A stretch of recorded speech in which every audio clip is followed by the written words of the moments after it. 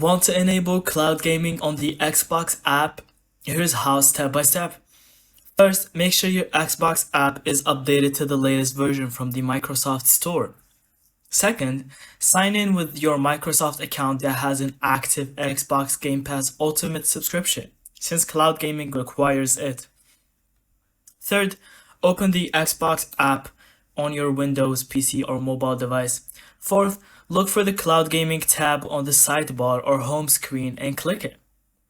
Fifth, connect a compatible controller via Bluetooth or USB. Cloud gaming doesn't work properly without one.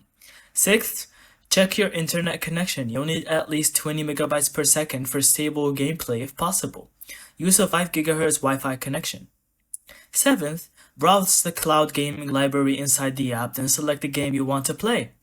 Eighth, click play with the cloud icon and the game will launch instantly without downloading. And that's it. Thank you so much for watching. I hope you found this video helpful. And don't forget to leave us your thoughts in the comments.